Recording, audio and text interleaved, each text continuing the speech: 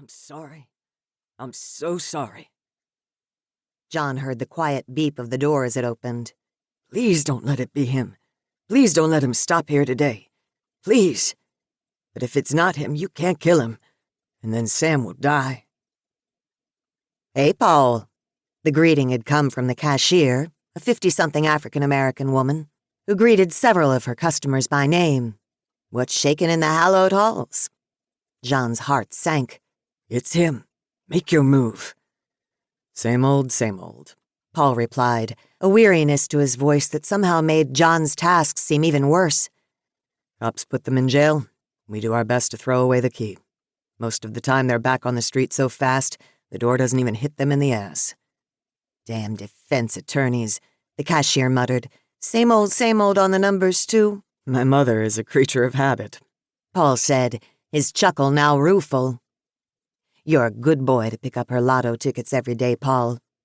It makes her happy, he said simply. She doesn't ask for much. Just do it, before he makes you like him even more. He edged to the end of the aisle, closer to the cash register. Pretending to scratch his head, he reached up under his Orioles baseball cap to yank down the ski mask he'd hidden under it to cover his face. It could be worse. The three of them were the only ones in the store. If he had to dispose of a lot of witnesses, that would be much worse. That'd be $10, the cashier said. How's your wife, Paul? Pregnancy going okay?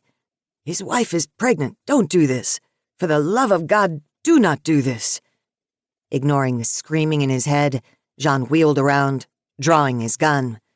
Everybody freeze, John growled. Hands where I can see them. The cashier froze, and John's target paled, his hands lifted, palms out. Give him what he wants, Lila, Paul said quietly. Nothing in this store is worth your life. What do you want? The cashier whispered. Not this. I don't want this. Do it, or Sam will die. Of this John had no doubt. The photo he'd been sent flashed into his mind. The gloved hand holding the gun to his son's head had killed before. He would kill Sam. Do it. Hand shaking, John pointed the gun at Paul's chest and pulled the trigger. Lila screamed as the man went down. John caught a movement from the corner of his eye. Lila had retrieved a gun from below the counter. Clenching his jaw, John pulled the trigger a second time, and Lila crumpled to the counter, blood pooling around the hole he had just put in her head. It's done. Nausea churned in his gut. Get out of here before you throw up. He'd taken a step toward the door when he froze, stunned. Paul was struggling to his knees. There was no blood on the man's white shirt. Holes, but no blood. Understanding dawned. The man wore a vest. What the fucking hell? John lifted his gun, aiming at the man's forehead.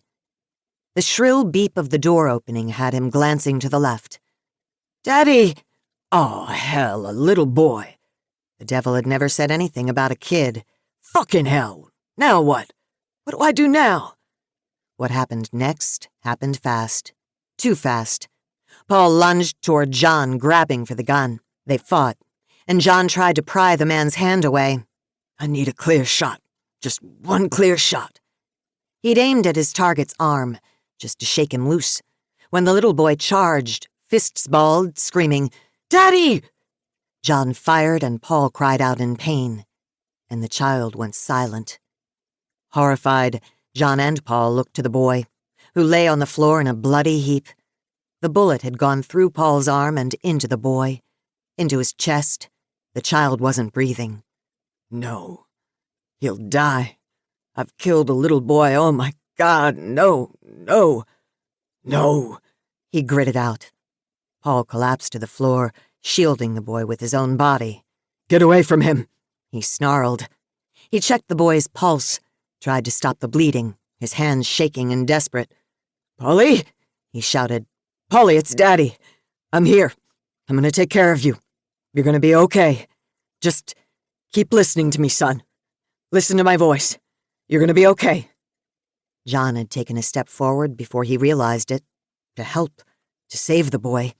Grief and rage had Paul lunging to his knees once again, reaching to knock John's gun from his hand, still shielding his son with his body.